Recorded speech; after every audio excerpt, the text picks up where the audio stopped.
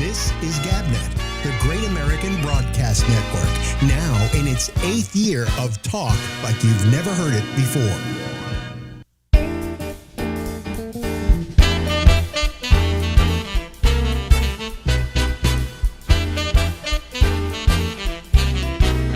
Let's sing.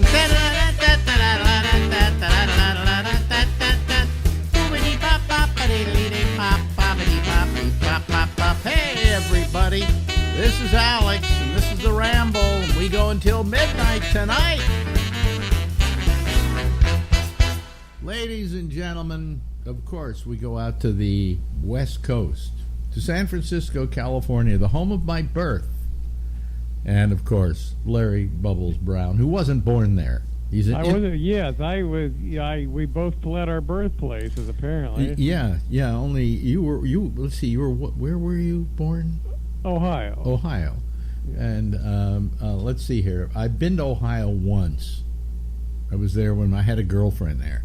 And you had a girlfriend in Ohio? Wow. You remember Xanthi? She moved out there. Oh, yeah, right, in Cleveland. Yeah, right. And so I went to visit her in later years because she moved there. And I, so that's the one time I was in Ohio. And Cleveland's not a bad town, No. David Tell said he played Dayton, Ohio. He said a fun thing to do in Dayton is pack up and get the fuck out.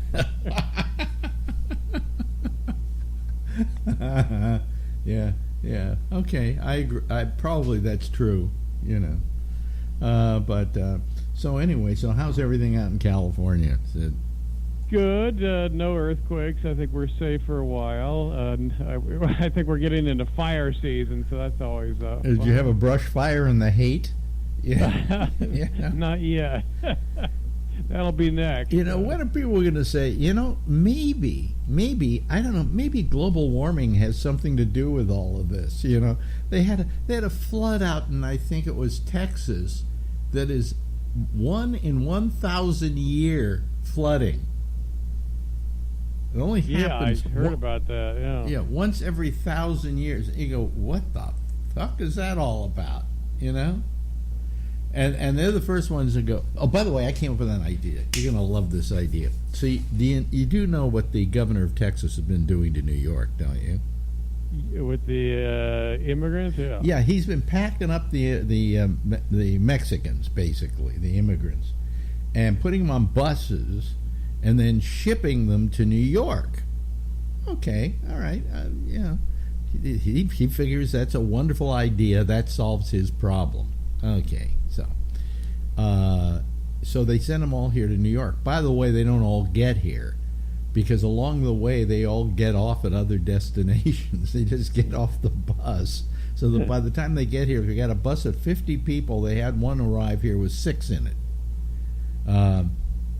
But anyway, so his idea is to send us all these people. And so I got an idea.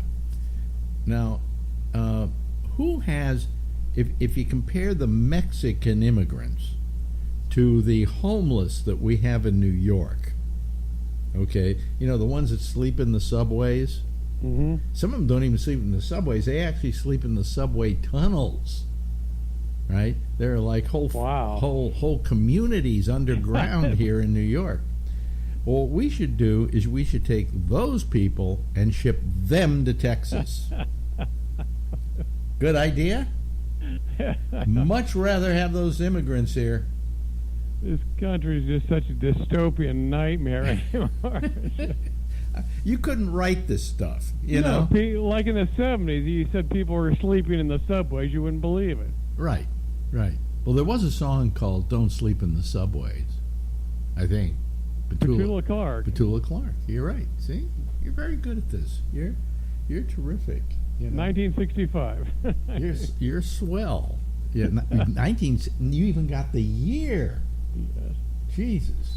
Anytime I need a year or something, like, when was I doing something like this, Bubbles, he would then give me the year that we did it.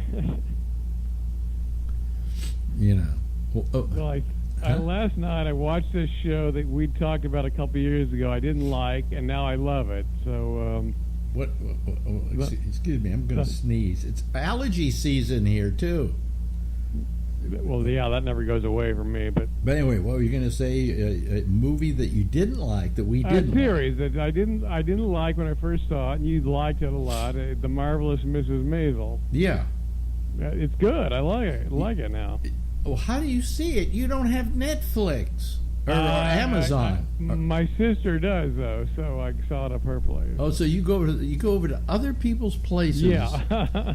to kind of binge watch shows that you don't get because I said, let me take another look at this thing again. I liked it. So yeah, no, it's a very good show. Third season, not as good as the others, but it's still a good show. You know. And one of my favorite people in it, Kevin Pollak. Yeah. Nice to see Kevin getting nice work. You know. After all these years, because you would have thought by now, you know, I'm not saying this because he isn't talented. I'm just saying this because this is the natural attrition of show business. He should be washed up by now. He should be washed up. You know what I'm saying? Oh, yeah, you hit, I remember when he hit 50, Robin Williams told me, boy, the movie offers have really slowed down. Yeah, you see what I'm saying? That's exactly what I'm saying. But somehow, you know, he's always been in there working. You know, he's always been going out for the jobs, and he's always been plugging ahead. And well, character actors can sometimes last a little longer. Yeah, is he a character actor? I guess he is. I would say so. He's done so many small parts that have been so good. He's funny in everything he does. Well, you know, that's what people go, well, gee, I want to be a big star. Well, you know what I'd rather be? I'd rather be a character actor who gets employed every day of the week. Yeah, absolutely. You know, and character actors, on the whole, last much longer than the stars do. I mean, how many stars last a lifetime? You know? I mean, we have a handful of them. But when you talk about those character actors, different story altogether. I mean, Kevin Pollak, if we looked at his credits, I imagine they go on forever. Oh, yeah. He's probably done 70 movies. What was his first Hollywood credit? I think he was in the Lucas, one of those. Oh, yes, he did do that first. Yes. The sequel to one of the sequels of Star Wars. No, it wasn't. The title. No, it wasn't a sequel to Star Wars. It was the thing about the midget. I'm trying to remember the name of the movie, and he did it with. Oh God, my mind. Forget it. I'm quitting the business. I can't remember anything. Was it Rick Overton? Rick Overton was in it, and they both played little people about the size of... Right, I didn't see it, but I heard about it. About an inch high, yeah. Willow was the Willow, that was it. And then his first big break was 88 Avalon. That's right. Right. And from then on, he was working. He constantly, you know. Yeah. I mean, I think he maybe had a certain portion where there was a little pause. You know, I think everybody in their career goes, well, maybe this is it. You know, maybe I'm washed up now. In fact, I keep saying that every day. You know. But the problem is when I say, am I washed up now, most people will say, you were washed up years ago. You know, so. God, I forget who there was a famous actor who said... he couldn't stand it because even when you got known, you still had to audition. You're always scrambling for work. You know something? Who was it said it to me? I think it was Chuck McCann, who you don't know. And nobody knows now. He's dead. But he was an actor, and he said to me, he said, you know, the problem is that every time you sign out from a movie, because like when you're through with a movie, they have you like sign a thing, I'm through here, goodbye, right? Mm-hmm. And that's, you know, terrific and all of that. But he said, you don't know if you're going to get another job. Right. And I said, but, you know, you work all the time. And he went, you just don't know if that isn't your last job. Patrick Stewart, I had him on the air here in New York, I guess on Sirius XM. And at the end of the interview, I said to him, well, by the way, next time you have something else, be sure to come see us again. right? Because I enjoyed the interview and I wanted to have him on again. And he said, well, I will if I get another job. Really? And I'm thinking, this is Patrick fucking Stewart. Yeah. This is a guy who should be able to go home at night and go, which one of the jobs shall I take next? You know? You would think. And he was insecure about it. And I brought it up. I said, you insecure? He said, every actor's insecure about that. You don't know that the job you're doing now isn't the last job you're ever going to get. I mean, he since has made hundreds of movies and stuff like that since I had that conversation with him. But, you know, I mean, it's a very, people in show business, very insecure. Very insecure. I'm insecure. Yeah, You know? no matter how big they are, they're always insecure. Yeah. Well, now I don't worry about my next job because I know there isn't one. Me too. I just worry about my health, you know. We've accepted our fate at this point. Yeah. So anyway, so I've gotten to the point where all I have to, you know, you have all these things when you're young. You have things to look forward to. Oh, Bobby's having a birthday party. All right, you can look forward to that. Oh, it's my birthday next week. I can look forward to that. You know, and then as you get older, it's like I think she'll have sex with me. You know. That's still something to look forward to. What else do we look forward to? We look forward to a new job or whatever. When you get to be my age, the only thing you have to look forward to is death. and also learning about another friend that's died. Oh, another friend that's died, or somebody is giving you a near-death experience. In other words, doctors, you know, when you're young, doctors will go, it's just a wart, right? Mm-hmm. But when you're 82, they go, might be cancer. You know, so the whole dynamic changes, and it's depressing, you know. I mean, I just had to go around with a bunch of doctors. When I went in for that emergency thing that I told you about. Yeah.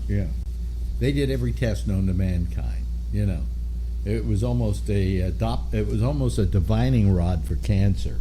You know, and they found something in my lymph nodes that was questionable. So after it was all over, they told me, get a hold of these people over at Mount Sinai. They are hematologists, oncologists. Now, I don't know how those two things come together, but apparently they do, because there are a lot of them, all right? So I said, okay, I'll get a hold of them. Well, it seems as though they also got a hold of them and said, you know, this person is going to be contacting you, and this is the information. Here's all the tests we did, blah, blah, blah, blah, blah, blah. So now I call them, and they say, well, we'll get back to you. And they get back to me, and they say, well, you don't qualify. I said, what? I don't qualify. Is it for us to see you? Now, I never had this happen before in my life with a doctor. Have you ever called a doctor and said, I want to see you? And they say, well, let's look at your situation. We don't want to see you. But it wasn't explained to me properly. So now I'm at my regular doctor's, and one thing leads to another, and he says, you know what you need to do? You need to go find a hematologist, oncologist. He said, I said, well, you know, I was turned down by the ones at Mount Sinai. He said, what? I never heard of that. So go see this guy. Now I'm thinking about it. Do I want to go see this new guy who's a hematologist, oncologist? Or do I do, what do I want to do? So I called back to the hospital I had originally called earlier, and they said, oh, well, I remember that case. Yeah, your doctor at the emergency room sent us some stuff, and they looked at it here, and the reason they couldn't see you was seeing you wouldn't do anything because you don't have anything. In other words, they looked at my blood work and said, the only thing that has to do with the lymph glands would be lymphoma. You don't have lymphoma.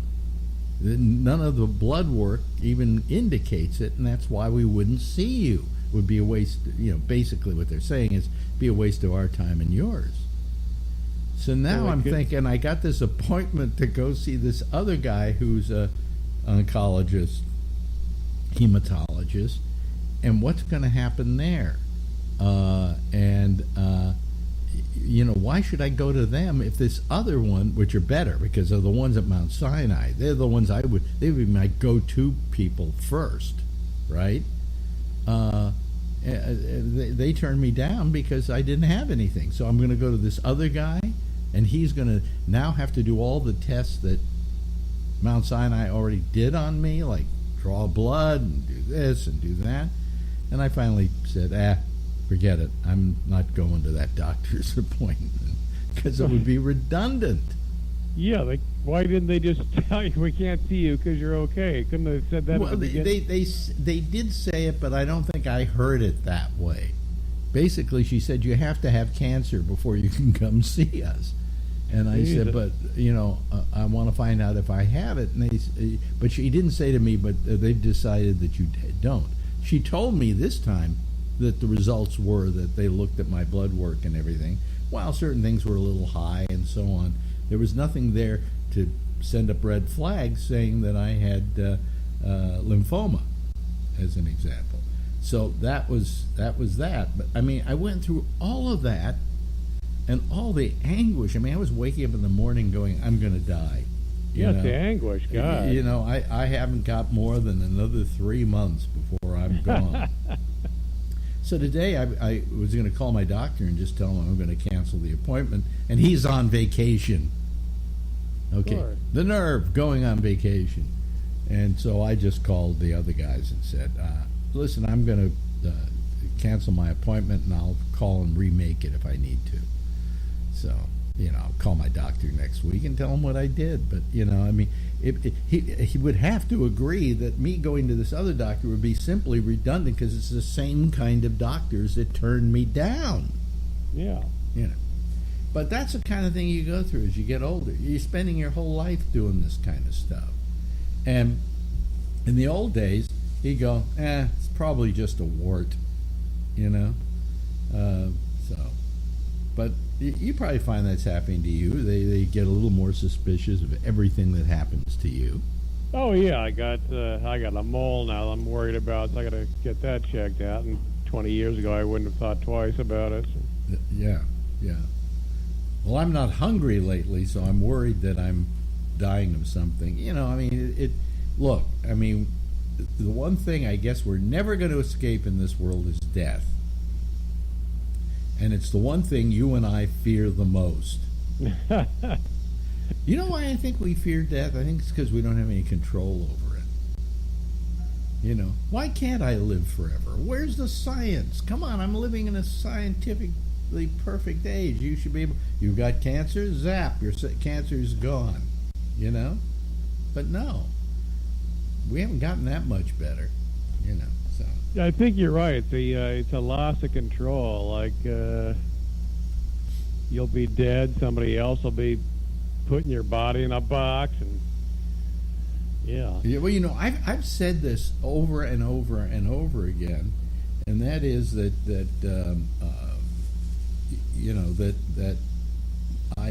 when I asked my father once about death and my fear of death, he said, "Don't be afraid of it. You've already been there."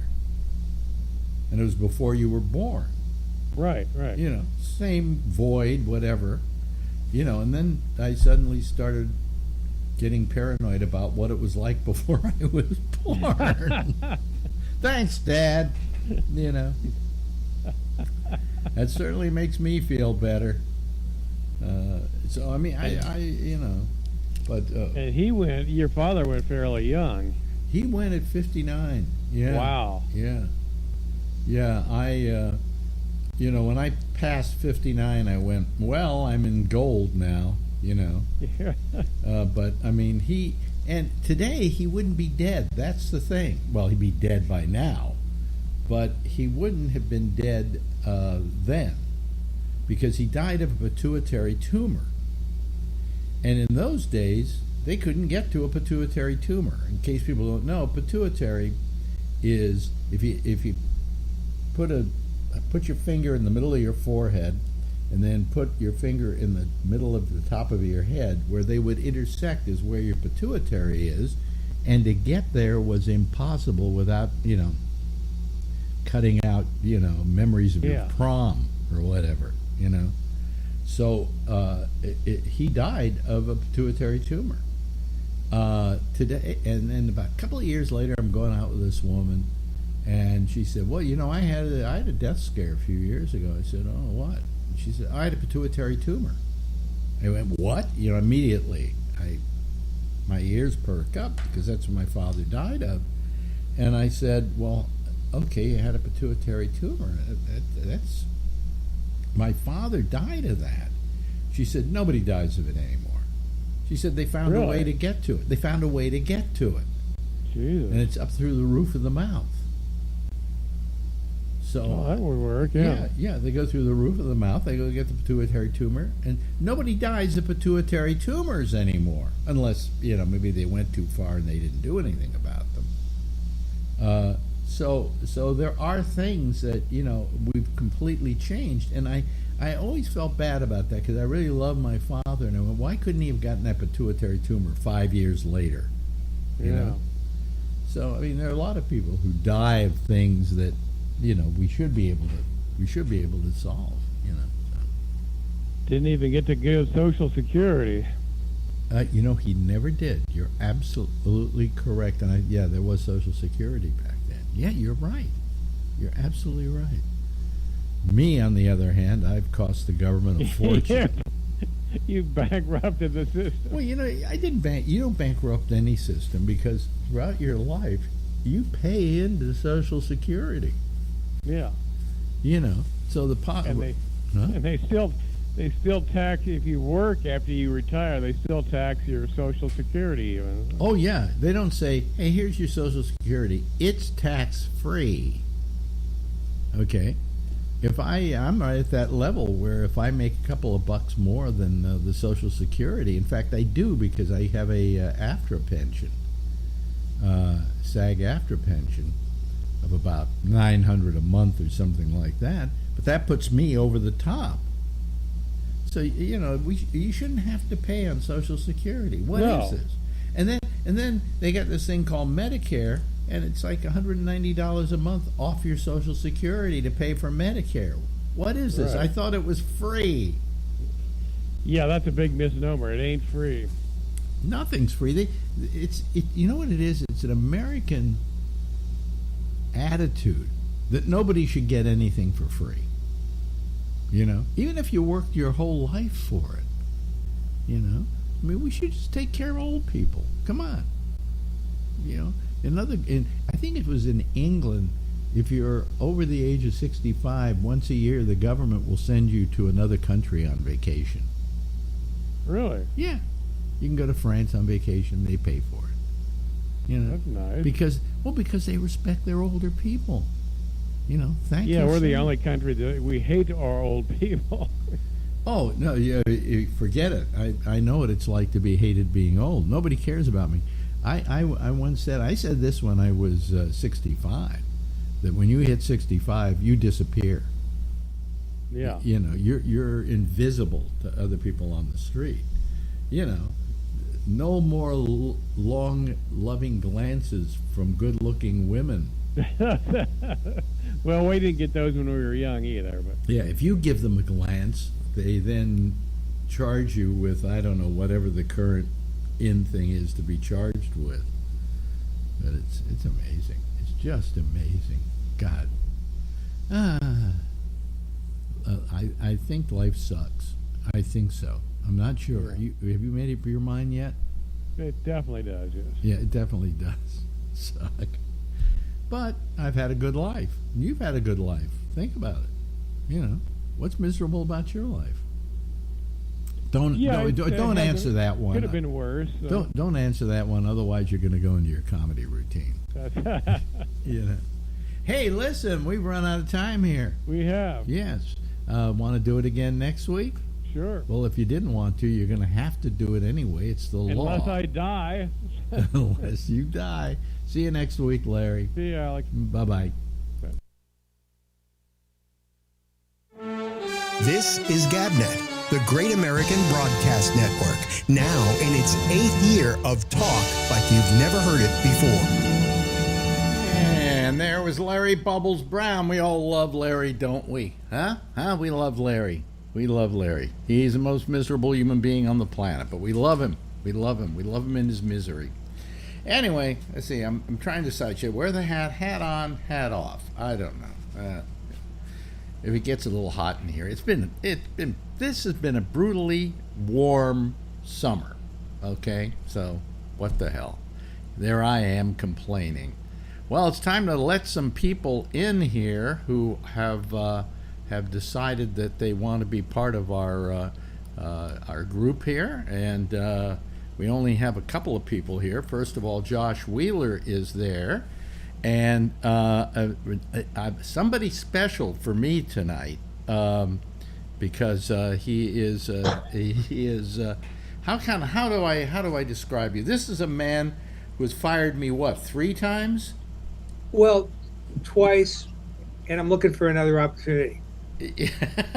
Twice. Yeah, he actually got to fire me twice, and a lot of people don't have that ability, you know. God. It was a mistake both times. Yeah. That's all I can tell you. This is Ed Krampf, ladies and gentlemen. I'll admit it to you. He and below him is Josh Wheeler, and Alan is calling here, and Ed, you just were installed into the Bay Area Hall of Fame, right? Radio that's on September 10th. Oh, okay. And so, and I have to tell you, if not for you, I wouldn't be in the Hall of Fame. Why is that? I think we accomplished something pretty spectacular during the times we were together. Mm-hmm. We broke new ground. We did innovative things. It's probably the last innovative thing that's ever happened to Bay Area radio. Yeah. Yeah. It sucks. It sucks right now. You know that. Well, radio everywhere sucks. You know what? I do a little Spanish radio. I manage a very famous Spanish personality, and it doesn't suck in Spanish radio. Really? It's still compelling. The audience is there. Well, I wouldn't know. I can't understand what they're saying. You know. Yeah. So.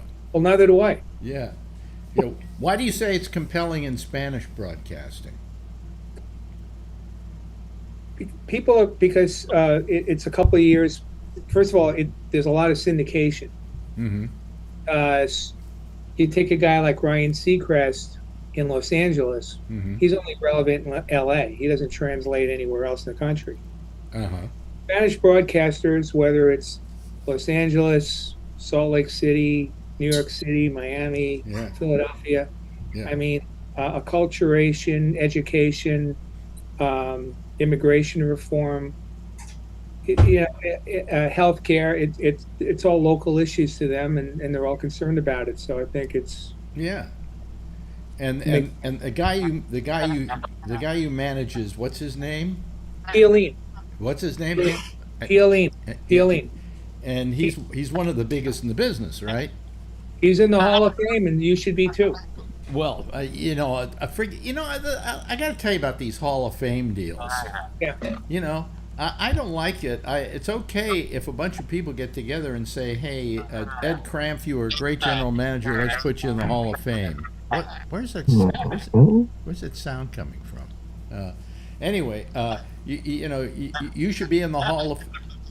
Wait a minute. Let me do something here.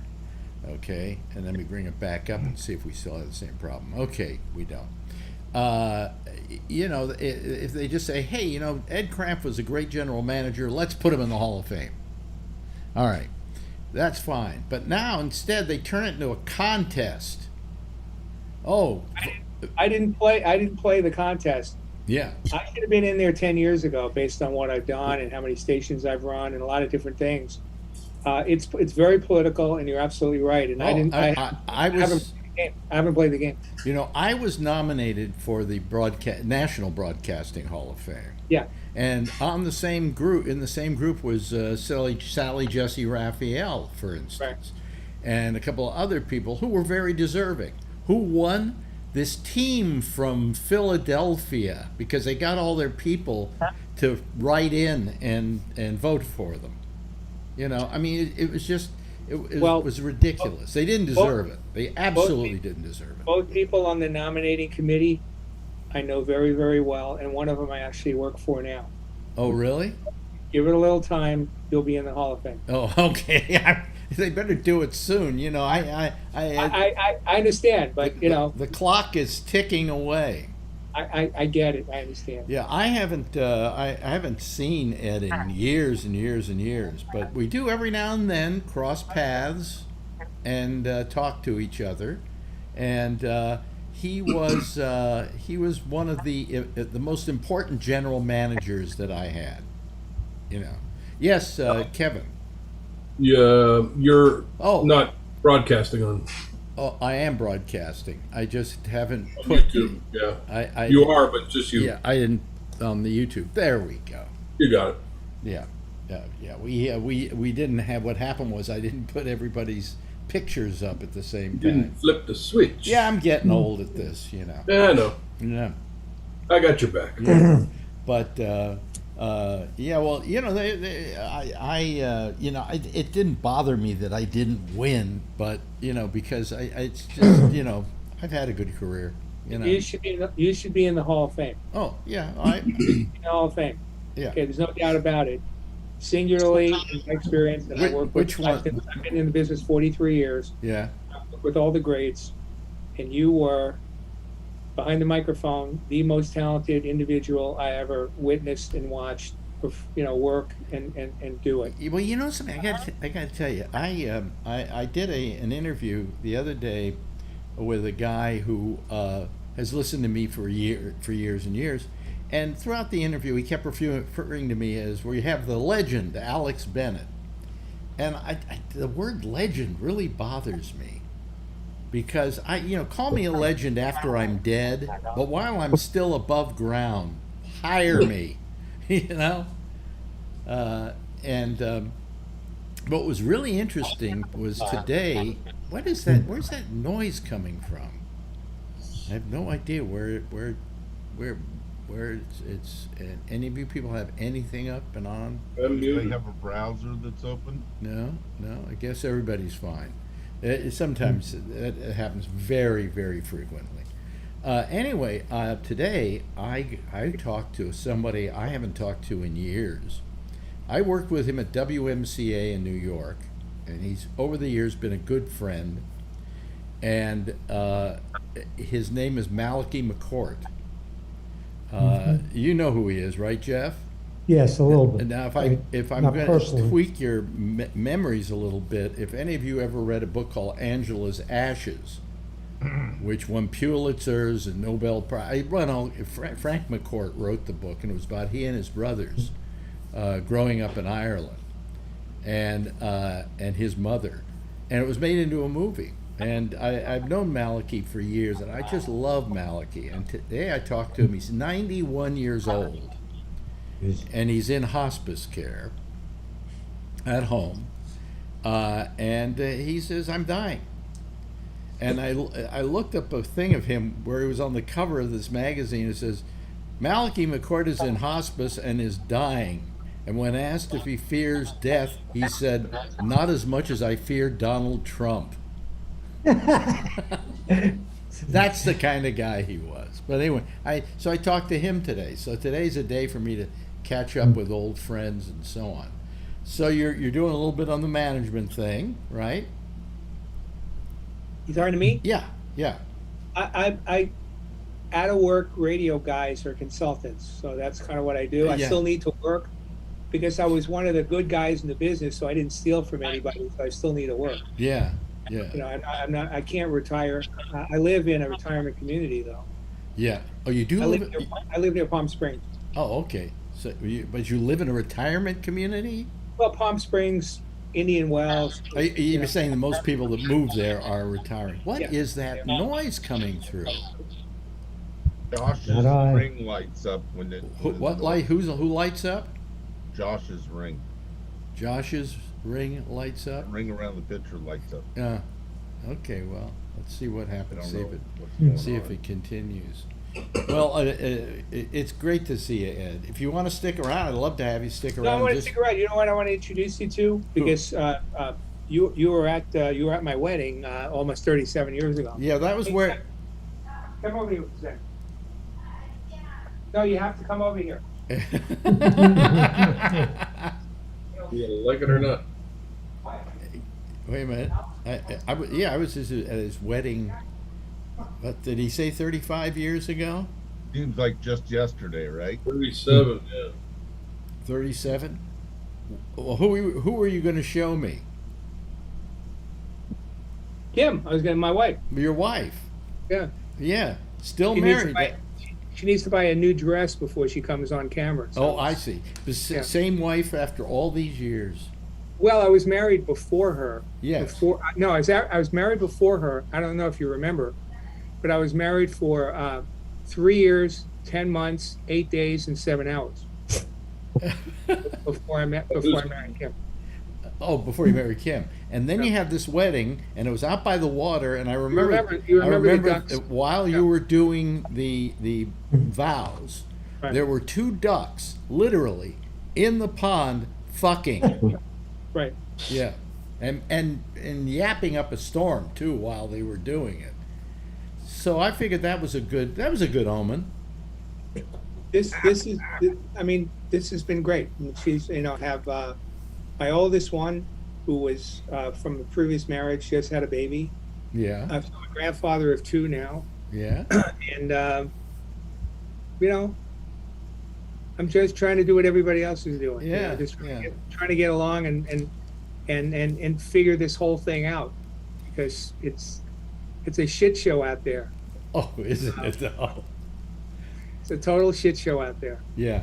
Politically, media, social media, the whole 9 yards. Really is. Well, you know me. You remember I'm Mr. Technology, right? I know. I finally decided that it's all evil. You know, It you know that things can be invented for good or they can be used for bad, and somehow we have this ability to go out and use them for bad. You know, and I mean, hell, I mean, you would think Well, that. remember the sacks of mail you used to get, all the complaints from advertisers and listeners. Yeah. And all those fucking groups that were waiting for you to say something so they can. Yeah, but at least you got sacks of mail. You know. Yeah, I understand that, but I can imagine what it would be like today, with Twitter and everything else going on. Plus, you'd have to be sending out Instagrams and doing these videos and all this other shit, and I would have had to pay you more. That would have been a problem for me. Yeah. Well, I just it's not the business today that I signed up for. You know how I love radio. I love radio. You know. I know. And I do this, but this isn't exactly radio.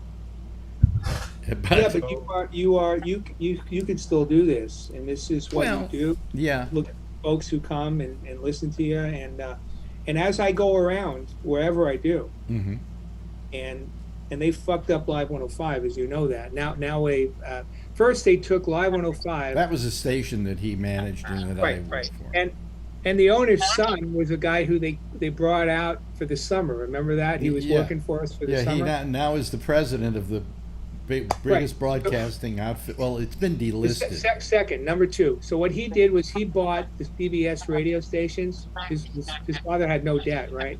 Yeah. He bought the CBS radio stations. At the time he made that deal 3 years ago, the stock price was $16. Okay. Today, I know it was a bad day on Wall Street, but today the stock price is at, and I need a drum roll for this, 54 cents. 54 cents. Jeez. So what they did with Live 105 is they had to change the name 3 years ago from Live 105 to Alt 105.3. That would have been like Coca-Cola changing their name to RC Cola. You know what I mean? It's fucking stupid. Then that doesn't work, obviously. So they changed the format to Dave FM or something like that, where it's now being run out of a broom closet. You know, no jocks, all that other stuff. We play what we want, all that other shit. I mean, that's what they did to that brand that you created. And this guy did an unbelievable job creating a brand, live morning show. He had a ball. Well, I think I've said this, and I think you probably will back me up on it, that I was talking the other night about Odyssey, which was Intercom, and the fact that they're typical of what happens in this business. Your stock goes down, or you're not making money. So rather than fire the people at the top who are responsible for that, they fire the people at the bottom first. Oh, here's their stock. Here's their stock in terms of what's going on. You know? And yet, all the senior executives, like Cumulus and everything else, they get these $10 million golden parachutes for fucking up the whole business. Yeah, yeah. And then they go and they fire an on-the-air personality because they can't afford them. Well, what happened was, and this is, are we live somewhere where I'm going to get in trouble for this? Oh, sure. But okay, nobody listens to this, so don't worry about it. The CEO of iHeartMedia, the former head of MTV, what's his name? Bob Pittman. Bob Pittman. Yeah. So before the pandemic, Bob Pittman comes out with this statement about radio. During the pandemic, radio is going to do really well because, people will need companions, and radio stations and radio have the companionships, and they have the companions. Mm-hmm. And that was really an astute comment that he made. The only problem is, a month later, he fired all the companions. Yeah. By the way, this podcast is on iHeart, so take it off. You have to edit this out. Oh, yeah. That's But typical no, I with mean, any- it's not. Look, it's not his fault. These guys just paid too much money for these radio stations, and then they justify. Yeah, but who allowed them to buy all those radio stations? It was like it was the greater fool theory. Yeah. David Thiel, I could do better than CBS. I mean, there was a time, for people who don't know, there was a time when you could only own, 6 AMs, 6 FMs, and that's right.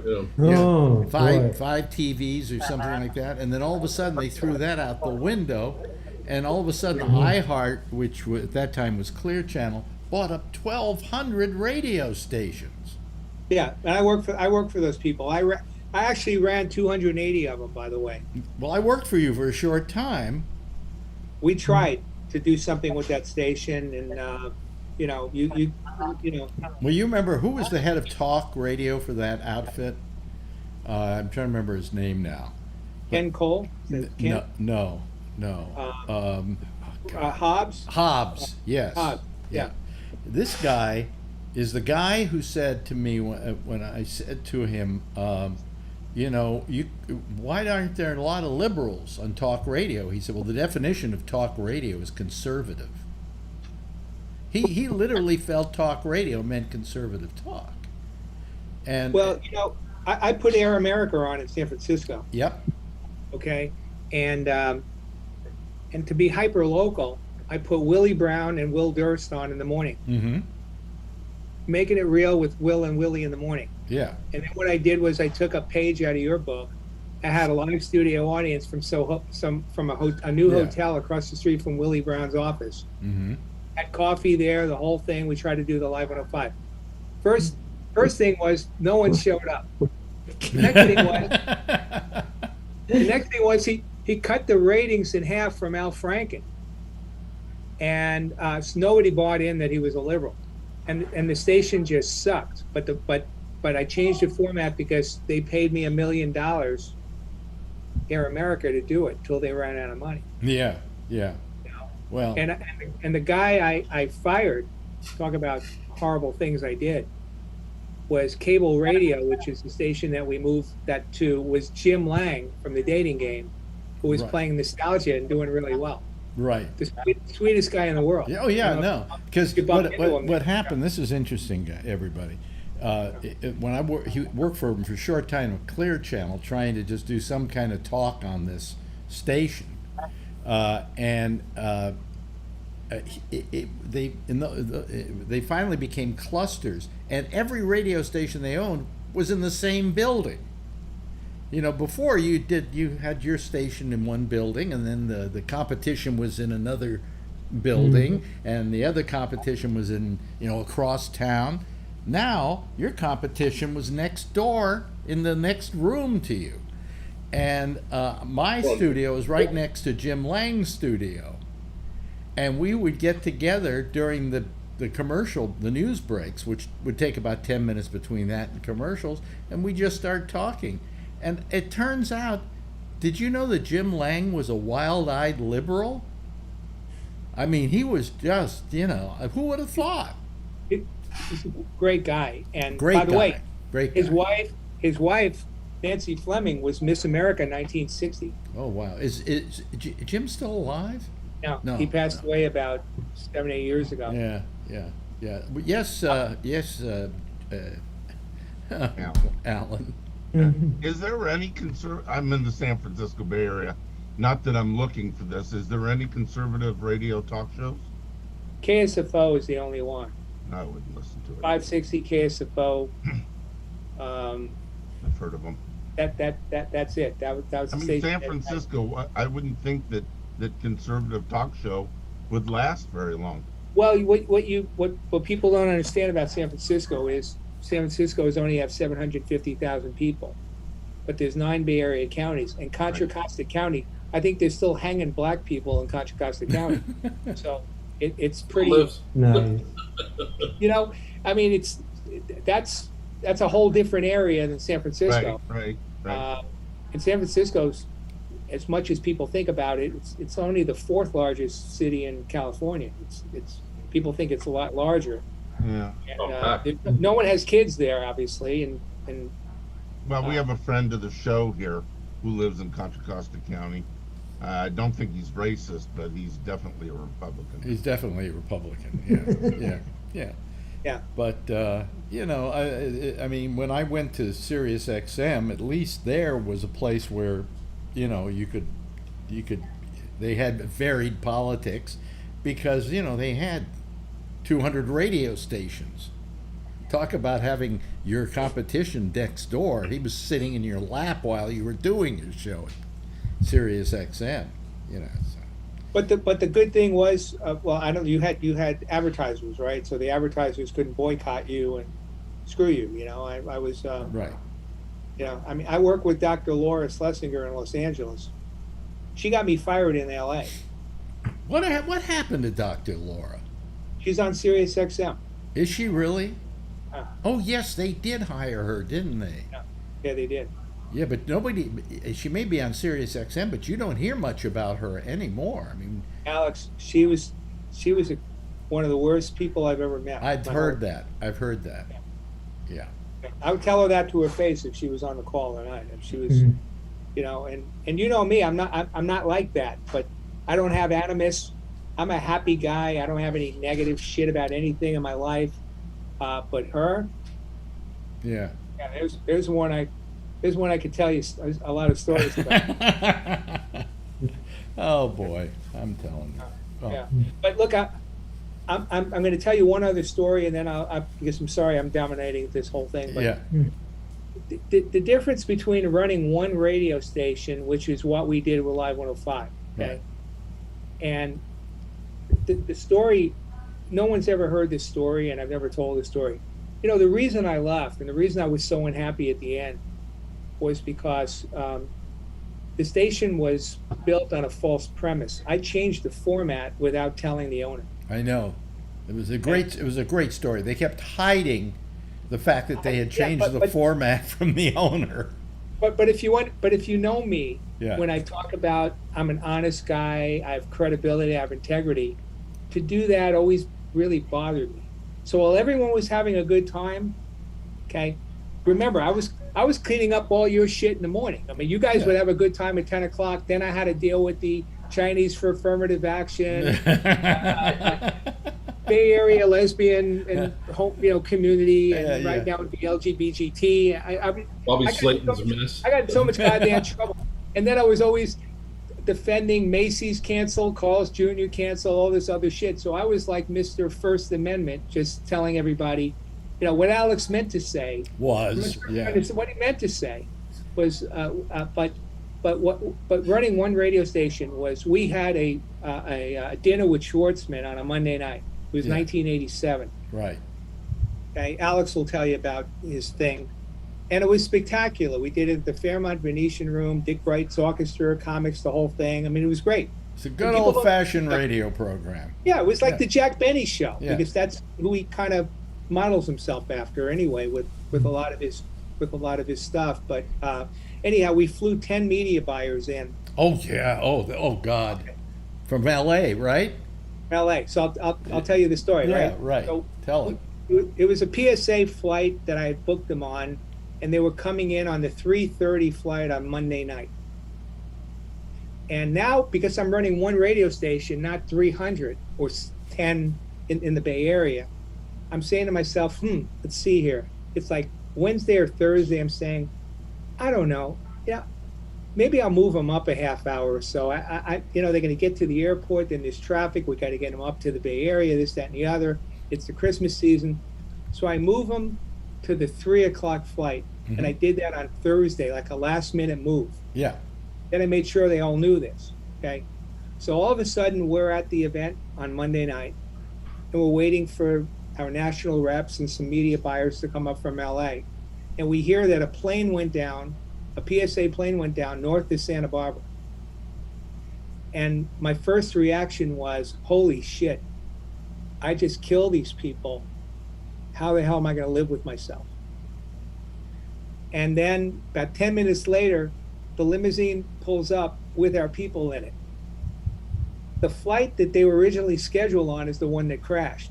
Yeah. Oh shit! And it was a hijack too, is what it was. It was an ex-disgruntled employee who got in there and fought everybody and pushed the plane down, and it crashed north of Santa Barbara. Almost everybody in the plane died. Yeah, everybody. Everybody. So And it was we the almost killed off all our advertisers. Absolutely. But you saved their lives. Yeah, but the point is, if I was running 10 radio stations in the Bay Area like I did the last time I was there, those people would have died, because I wouldn't have thought about that. That would have been something that was on my mind. Yeah. To do that. Now I got lucky, because Tell them one more story though. This is the one that I love. Is the time that I defended Sam Kinison. Yeah. Because somebody said, "Oh, he's homophobic," and blah blah blah, and I said, "No, he's not." Well, this is where I do think you have the left a little wrong, because I remember you going in there. So what happens is, we're promoting a Sam Kinison concert. Yeah. And a GLAD, which stood for what? Gay and lesbian. Bay Area Lesbian Alliance, whatever. So they wanted to meet with us. So they came into the office, my office, and it was like 8 or 9 of them. And each one of them was, I'm Nancy so-and-so, I'm with it was like the Palestine liberation. So it was like different factions of the Bay Area gay community all in my office, right? Right. And they were I would describe them as. But they were also complaining about me because I was defending. That's right. Sam Kinison. You were defending Sam Kinison. So they wanted to come in there and talk about gay bashing and this, that, and the other. So what they did was they assembled a 5-minute tape, which of the horrible things that Sam Kinison was saying about gays. And it was the tape of the best and the funniest shit that ever came out of Sam Kinison's mouth. Yeah. And they're playing this in front of me, Alex, Richard Sands, the program director, Lori Thompson. Right. But the two of you are trying to suppress your laughs. You're like it holding was her. the hardest. I say this was the toughest and hardest day I ever had in radio, because I took this really seriously. I want to respect this group, their community. I'm there to serve the community. You know, they could file out our license, right? And I had the toughest time. Like, they're playing this stuff, and it's like, and I'm like this. I'm coughing and sneezing. Right? It's the best of. Yeah. So they play this tape, and it was incredibly funny. I mean, I didn't even hear these bits before. It was a great comedy mixtape. Right. That they thought was going to be like, here's example number one about how horrible he is, this, that, and the other. And Did you then ask him for it? Well, here's the part. Here's the part of the story I never got after it was over, and that was at a certain point I stood up and I said, you know, you're no different than a bunch of Nazis. I said, I don't care what the cause is here. I've always been gay positive. I've always been a friend of the gay community. I don't have to sit here and defend myself, especially to a bunch of people who are trying to be censors. I said, so you can all go fuck yourself. And I got up and I opened the door and I slammed it shut behind me. He left me there with those people after. then he wonders why I had to fire him. You know, I gotta be respectful and responsible to the community in terms of my job, and that's what he did. So you look good to these people then, right? Who, me? Yeah. Well, you had to figure out what they really wanted. Oh. And Alex in bed? well, we basically said no. We basically said to him, thank you for providing me with this information. You know, I didn't know a lot of this stuff about what's going on in the community and all this other stuff, and I really appreciate it. But we're going to promote the goddamn concert, okay? And you're not here to tell us what we can and cannot do. But here's what they got out of it. They got an hour show on Sundays. Yeah, I remember. Wow. And that's what and they also later on, they got $5,000 out of me because I got into some kind of promotion where if I lost a certain amount of weight or met a certain amount of goals working out with this gym, that they would give me $5,000 to give to the group of my choice, and I gave $2,500 of it to GLAD, and then the other to Meals with Wheels or whatever. Right. And but that was my proudest moment when I walked out on those people. You did really well with that, and again, that was that's all they wanted. And then in 2001, 2002, I actually created a show called, because I was working for Clear Channel, I created a show called Queer Channel.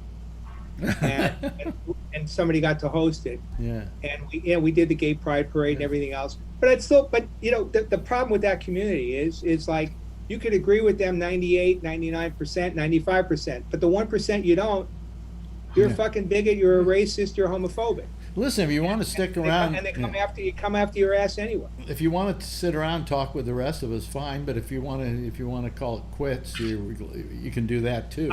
I will do that. I just wanted to come by and say hello to you. I love you. Well, let's also keep in touch, okay? Since you've got Zoom and I got Zoom, we can Zoom each other. I'd appreciate it if you wrote something for me that somebody could read on September 10th. That would mean a lot to me. What do you mean? Is that that's when I'm being inducted. I mean, something from me that somebody could read about you. Or a video. Do a video. Maybe I'll do that. When's it? The 10th? Yeah, the 10th, and I'll do a video. It's interesting. You and Don Blue will be doing videos. Remember that? That's okay. kind of right? Yeah, right. Just to, but as I said before, there would be no Hall of Fame for me without you. Well, thank you. And then the other thing is that I had the cheapest boss in America that I worked for. And the only way I was able to hire him was to convince the company that had him on probation because they were having a contract dispute. Mm-hmm. They paid 40% of his contract. Oh yeah. For his remaining 4 or 5 years of his deal. Yeah. It was like, well, you did a football kind of thing, or a baseball kind of thing, where I had a certain amount of time left on my contract, and you said the deal you made with them was if I equaled the kind of ratings that I had gotten at the other station, once I did that, they wouldn't owe they wouldn't owe me anything. You would pay all of it, and they didn't want to go for that deal. And in the first rating book, I beat the rating. Yeah, but they were paying 40% of your deal. So yeah, and I'm laughing to the bank, and they think I'm the idiot. Yeah, and I literally was getting paid by 2 outfits. Right. Plus, how we handled Macy's and Carl's Jr., which is a lesson everyone should learn. We stood up to the bullies. We didn't we weren't intimidated by it. Yeah. He just went on the air and said, well, no, here was the deal. Yeah. Let me just tell the story quickly, and then I'll get on with the rest of our show here. Sure. What happened was somebody was writing to Carl's Jr. and a bunch of other advertisers, and it was Carl's Jr. was getting a lot of mail from people, but it turned out it was only one guy who was going all up and down the state mailing his letters from different places. So all of a sudden, Carl's Jr. wants to stop advertising on the program. So I just said to you, do you want to let me loose and take care of this myself? And you said, go ahead, have at it, because you were mad at him. Well, who else would do? And I went on the air and I told the audience a story about Carl's Jr. and how, somebody who I never heard of and they never heard of, they believed and decided to stop advertising on the program and on the radio station. And so I suggested to my audience that they buy their hamburgers somewhere else. Within about a week, the guy who owned all the franchises in the Bay Area called me up and said, what's going on here? I'm losing business on this deal. And I said to him, well, I don't know, but Carl's Jr. canceled because of these people, blah, blah, blah, blah. He called Carl's Jr., he was one of the largest franchise owners that Carl's Jr. had, and said, what are you doing trying to kill my business? You start advertising with Alex Bennett again, and they were back on. And they never left. You did that to Macy's, too. You did the same thing. Did I do that to Macy's? I didn't remember that. Well, yeah, you did it to Macy's. You never, you might have done it on White Powder Day for Macy's. Yeah. But the thing is that I always felt that you never let an advertiser intimidate you, because if you do, then they'll all feel they can, and then you're up to your ass in problems. But that's the problem now with Media Matters and a lot of things. They're trying to censor everybody. But anyhow, guys, thank you. Nice Great talking to you, and I'll be back. I'll call you, and we'll figure out when I got to write this thing for you, okay? Or do it. Do a quick video for me. I'd appreciate it. Okay, great. Nice meeting you, ladies and gentlemen. Ed Cram. Thank you, Ed. We appreciate it. Hey, Alex, take care of your health. All right, be good. Yeah, we need you around for a while. Yeah, I'll try. Okay. Right. Anyway. So a little history. I guess you must have enjoyed that, Kevin, because that was part of your. I remember Ed. Yeah, I remember you mentioned him a bunch of times. Yeah. Yeah. Great guy, and what can I say? A great guy who fired me twice. Yeah. By the way, Josh will be doing another show tonight, so you should all join in. We'll. It'll take me about 5 minutes to set it up, and then he'll be here doing his little thing, and it'll go out over Facebook, my Facebook page, right? Good job last week, Josh, by the way. Thank you. You seem to be enjoying yourself. Yeah, it went good, smooth. Yeah. Plenty to talk about. Yeah. Filling for Jack, give people their hour back for, Is it little entertainment. Is it my imagination that this whole affidavit redaction thing was a big bunch of nothing today? That's all CNN could talk about all day, for Christ's sakes, a bunch of black lines. Yeah, but there was nothing there, nothing. Oh, that's what I mean. That's all they talked about is 18 pages of black lines and 15 pages of mixed documents. Well, I'm sure that all the stuff that was blacked out probably was interesting. And would have nailed it. They're not going to give that away. Right. And I don't know what they expected more of, but that's all. I had the TV on, but I was in and out of the house, and I just walked by, and that's all they talked about all day long. I walked by, and it was 3 hours later, and same thing, different guy. Well, I figured I would go back every now and then and see if they had read more of it or something, and that there was more to it. And no, there wasn't more to it. No. I mean, it was like getting a bunch of black It was lines. pretty much what they knew they were going to get, and they got what they thought they were going to get. But they're sitting there on pins and needles. Oh, it's going to be released any moment. It's going to be released any moment now. Yeah. And they got 18 pages of black lines. Well, I mean, what do you expect? I mean, they got what. they got knew their. they knew they weren't going to get anything, but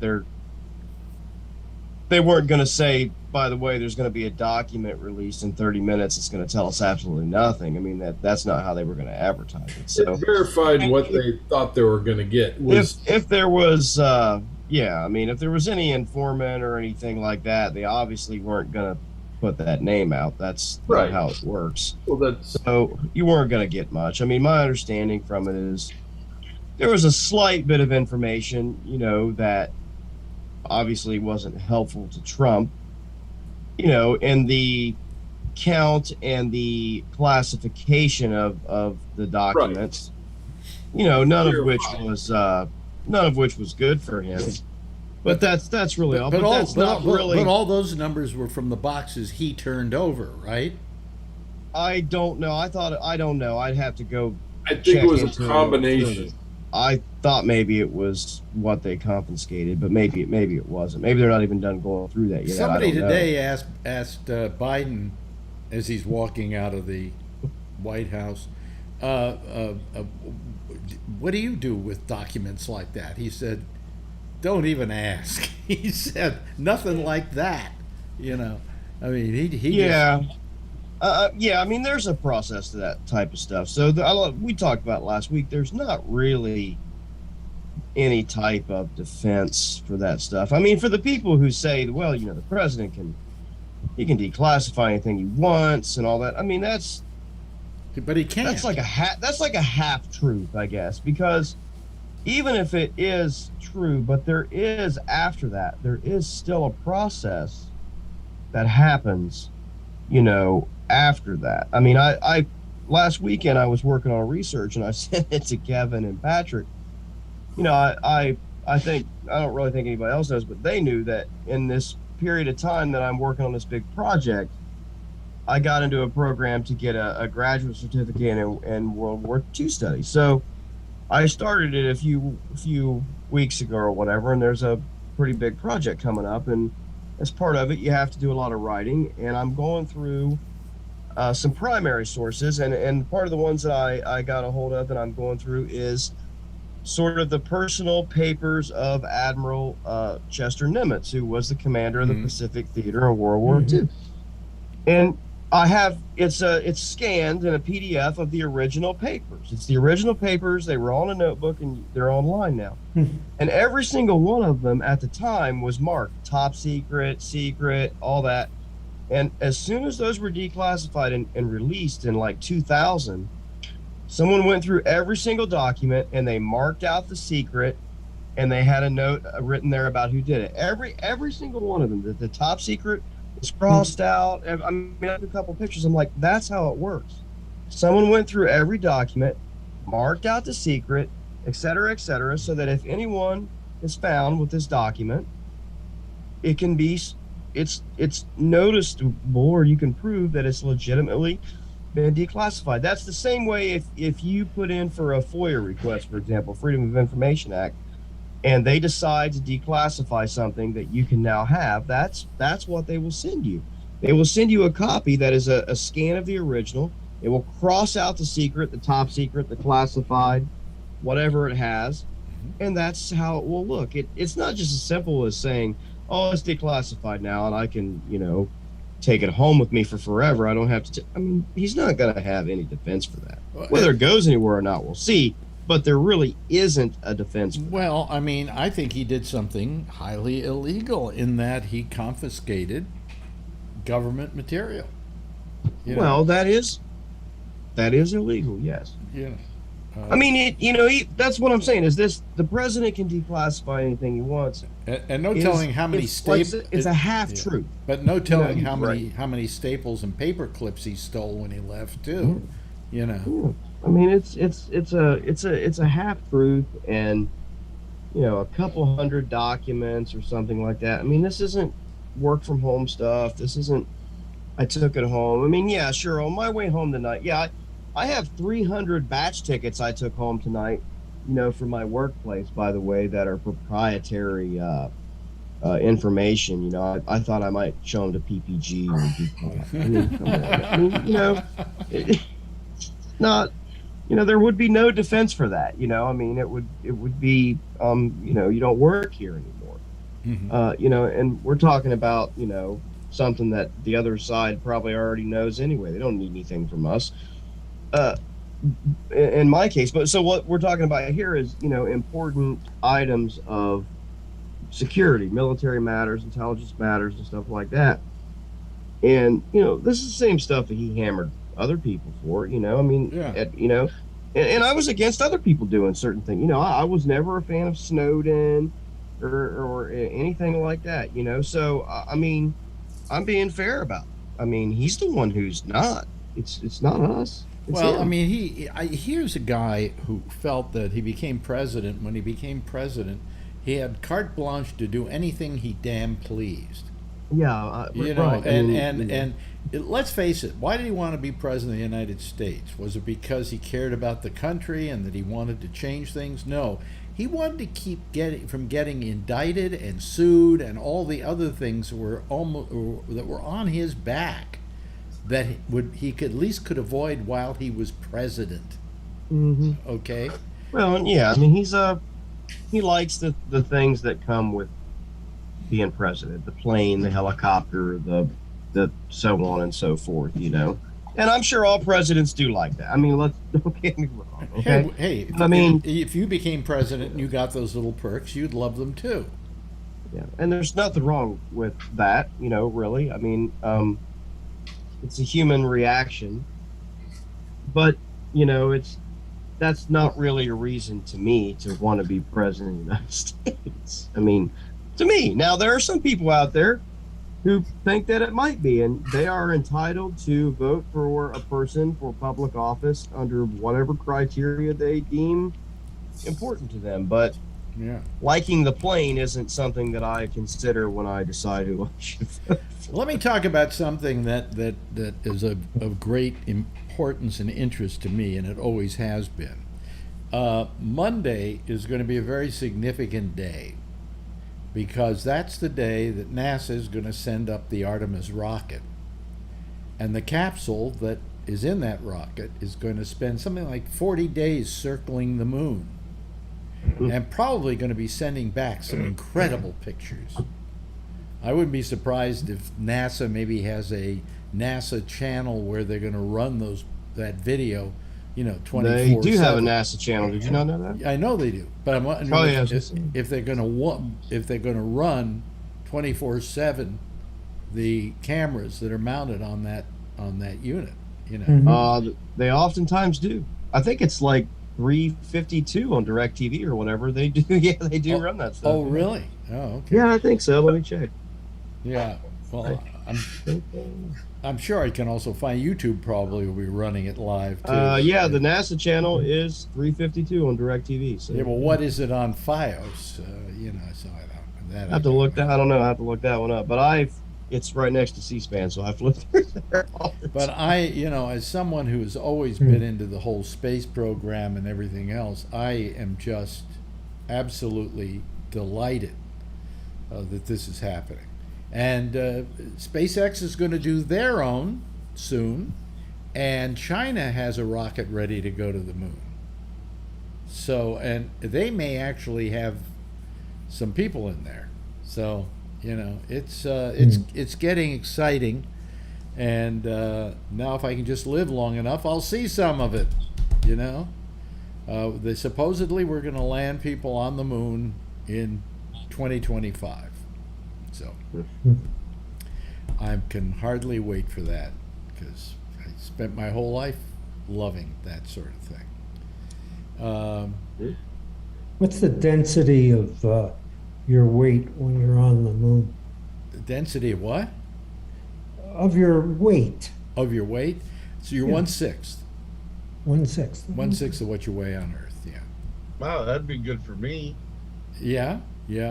But you still wouldn't bounce up and down like everybody else. No, probably not. No, it's 1/6. How do I know that? Because when I was a kid, I had all those statistics.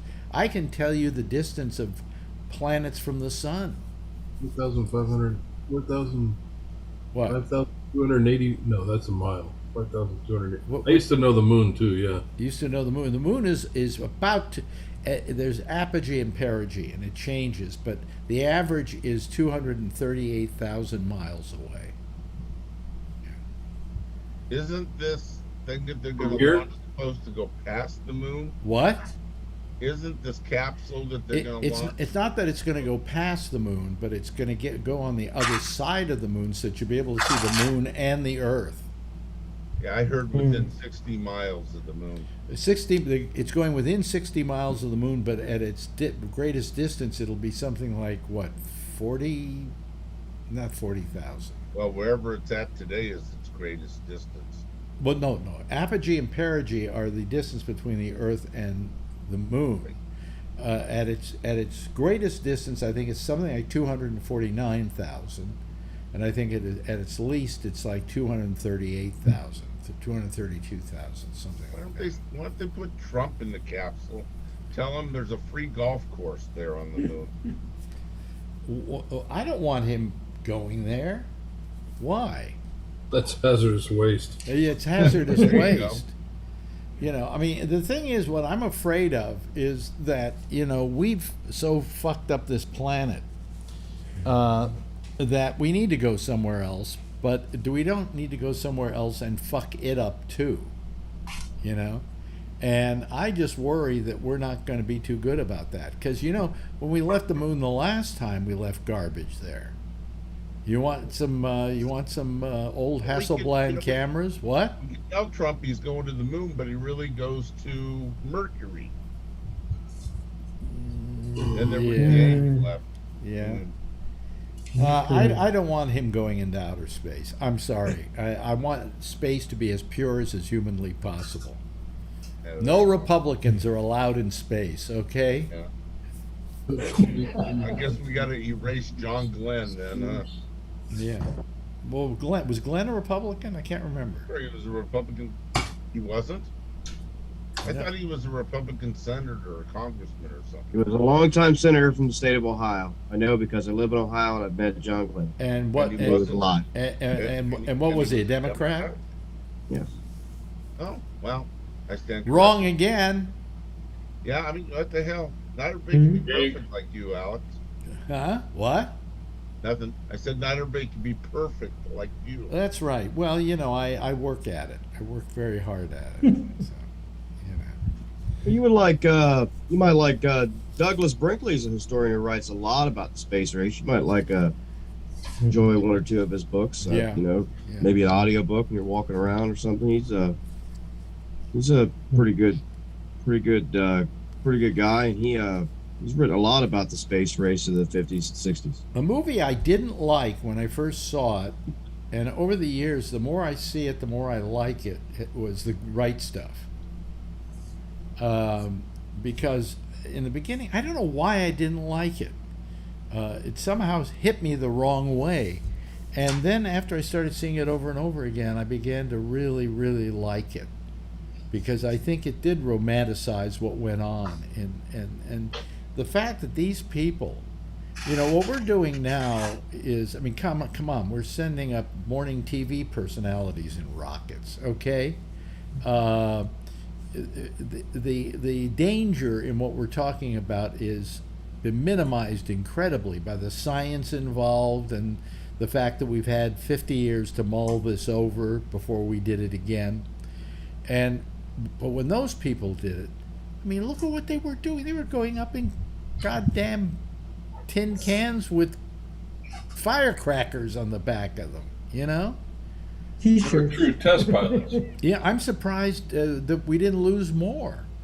It was I still find it hard to believe that piece of garbage actually landed on the moon, that junk pile they called a LEM.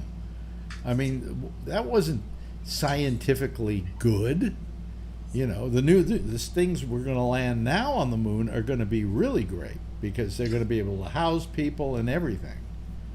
And Yeah, those people were true test pilots. they were absolutely. And by the time we got to Challenger, they kind of just became rocket jockeys. Right. Yeah. And what I hated about it is we never went back to the moon after that. I mean, why do you do all that work going to the moon and then you never go back for 50 years? And in the meantime, all we did is we became NASA shipping and hauling. In other words, you want something sent up to the space station, you want a satellite put out into orbit, we'll just send a shuttle up there and we'll push it out for you. They've been waiting for you to be in the Hall of Fame. What Hall of Fame? Any of them. Oh, okay. The national broadcasters, isn't that where your friend's going to? No. Oh. No, he's in Bay Area Hall of Fame.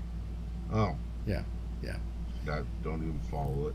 But I'll never make it into the Radio Hall of Fame as long as it's a what do you call it? A popularity contest. The guy who's got a radio show or got a syndicated show and can tell people to write in and vote for him is going to beat me out every time. What do I got here? A handful of people who listen to this every night. Oh, go vote for me. Okay. Nothing. Yeah, I don't believe it's ever going to happen to me. And You never know. yeah, You never know. well, it doesn't matter to me. I mean, I've had a good career. I have a lot of great memories. I did a lot of great stuff. I think I don't have anything about my career I'm ashamed of. Okay. I think I've acted with integrity and with a certain sense of purpose. And so that's all that it matters to me, And if I get some plaque to put on my wall, well, that's nice. But, what's it going to matter? 100 years from now, does anybody care that Alex Bennett was in the Broadcast Hall of Fame? No. I mean, I'm certainly not meant for immortality. But I was talking to my old friend Malachi McCourt today, and I was just amazed by how many. Did you know about him, Jeff? Did you know about Malachi? No. Not very well. And a lot of people who read books read Angela's Ashes and know exactly who I'm talking about. But he's as Irish can be. Okay, and even talking to him today, he's 91. He sounded so young because there was a lilt in his voice. It just made me smile and feel good. Irish are strong bastards. Huh? We're strong bastards. Oh, he was a troublemaker. He was wonderful. I loved Malachi, just loved him. And the last time I saw him was when I was at Sirius XM. I had lunch with he and a guy at the radio station, and I hadn't seen him in years. But we both worked together years ago at WMCA in New York, and it was great. It was just great. But he's 91.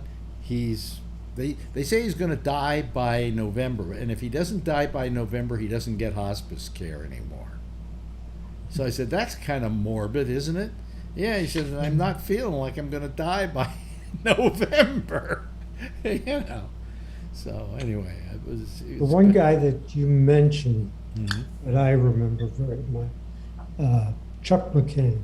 Chuck McCann, yeah. McCann, Chuck McCann. He was did a kids TV show here in New York. He's been gone for quite a few years now. Yeah, he started in the radio business. Yeah. Oh yeah. He started. I think was it TV or did he do radio? I think it was TV actually. I think he first got in the radio, and then he switched. Anyway, we're going to take about 5 minutes off while I set up on this other machine, and you can then call over, and Josh will be doing the intersection tonight. And I hope that you get more people than I did, Josh. So. But anyway. Any word from Jack? What? Any update from Jack? Jack should be home by now. Because the hospital is going to kick him out today. Okay. So anyway, hey, listen, thank you so much, Josh. Have a good time. I hope some more people than called this show will call yours, and if so, I'm going to be jealous. Alan, thank you, Kevin, and thanks to Jeff and everybody else who's watching. Please call next to talk to Josh. And all you have to do is go over to gabnet.net and click on the little button there that says call here to Zoom or something. And that'll take your Zoom right over there. Anyway, everybody wave goodbye, and I'll give a big wave goodbye as well, okay? Bye-bye. And we'll see you again on Monday at 4 o'clock in the afternoon on Facebook. The show after us will be on Facebook with the video and with Josh. And what was the other thing I was going to say?